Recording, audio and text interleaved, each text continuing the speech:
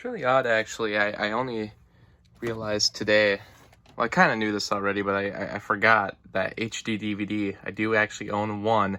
And of everything I have here, I only own the one. And I don't have a player for it. It's weird. I thought for some reason the Xbox 360, you could just play it automatically. Kind of like how with a PS3, you can just play a Blu-ray. It all made sense to me.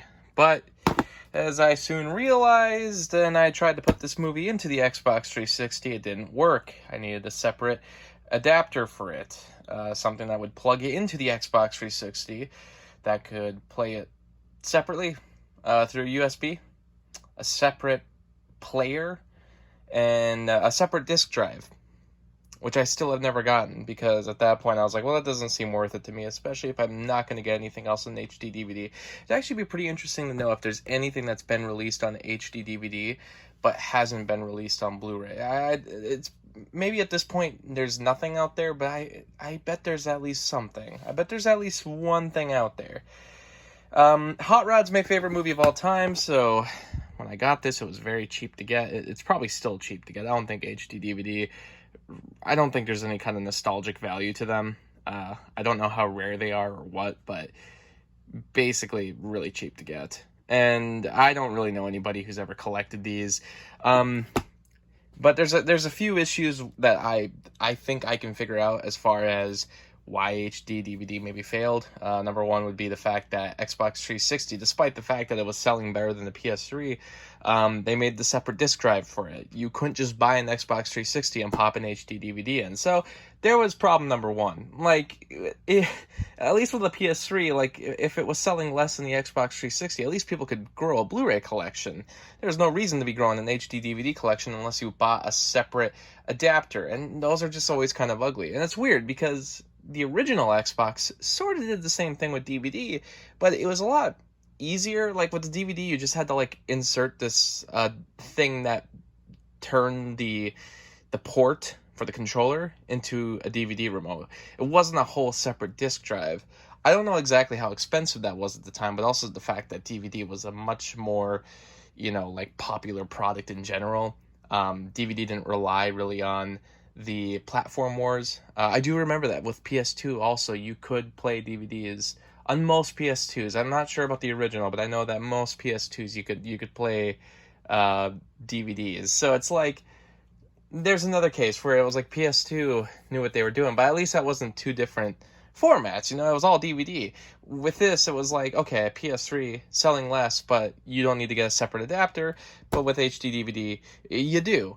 And there's a couple other things with it. I've heard rumblings about what actually caused it, and it's all dependent on, which format every company goes to. Sony, since Sony kind of owned Blu-ray, or at least was starting it, or had some,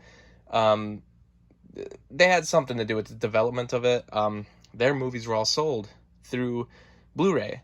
And same with Disney. Disney chose Blu-ray. I think Warner Brothers chose Blu-ray.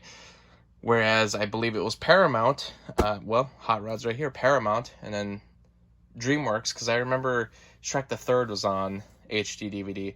They chose to go with HD DVD, and I guess just overall, especially at that time, Warner Brothers and Disney, and I think Disney chose it a little later. They might have even chose Blu-ray after HD DVD, or at least might have been the final blow to HD DVD. But Sony was also making more popular movies at the time. I mean, they had Spider-Man 3. They had, I remember every player, either, PS3 came with Spider-Man 3 or Talladega Nights. So, I don't know. But basically, I can totally understand, just between the two studios, which films were more popular than the others and what format they were available on. But also people have talked about, the adult film industry, how they've always secretly been behind whatever format's chosen. That's why VHS was, able to beat out Betamax. It's kind of true, but there's other reasons. There's pricing that's brought into it. But with these two formats, HD DVD, and actually I do have the Blu-ray, I might as well compare them. Between HD DVD and Blu-ray, what it came down to more, I mean, these were basically priced the same, but one of the things that I think really matters had a lot to do with the marketing. You just kind of look at this logo for HD DVD, and it kind of makes sense. They're just extending it from the original DVD logo, but it's in a red case. It's the logo is a little outdated. Even that DVD logo at the time, it's like it's a little outdated, and there's just something kind of cooler about this Blu-ray logo. There just is. The blue cases are more appealing than these red cases. It's just true.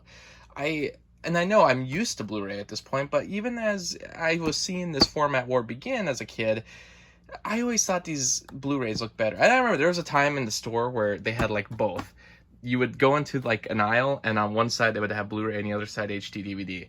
It's just wild to me because now you just don't find any formats really in any stores. So, yeah, in the end, Blu-ray pretty much beat HD DVD pretty quickly.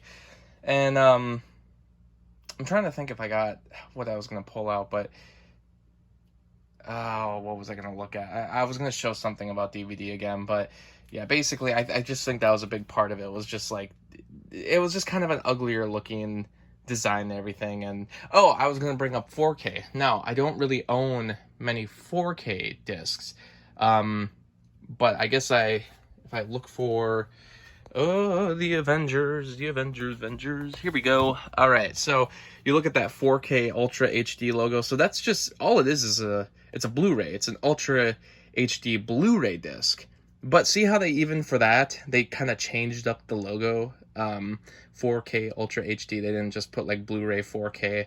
I think they did for some of the initial ones, but it's just got a better logo when, continuing on from Blu-ray to HD DVD. And not that these 4K discs are selling any better than Blu-ray right now, but it's just, they changed the logo up. They tried to modernize things always. Whereas this logo, I don't think they did. So I think that's something that not a lot of people ever bring up, probably because it's kind of hard to test that as a metric. Like, did people really prefer one case design and logo design versus the other? But, in my opinion, yeah, it's pretty obvious which one just has the cleaner design.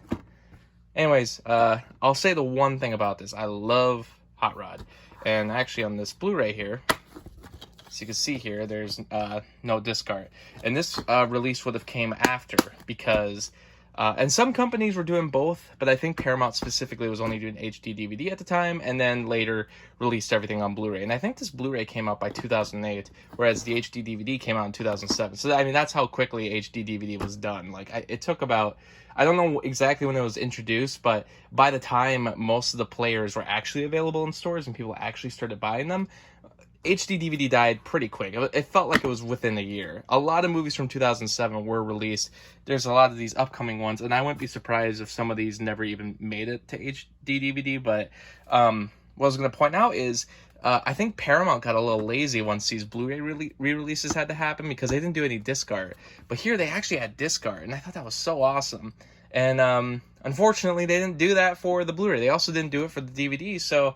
I'll say that's the one cool thing about having HD DVD is the fact that I love Hot Rod, and it's so cool to actually see disc art. So, that's 1 point to you, HD DVD. This is so wild.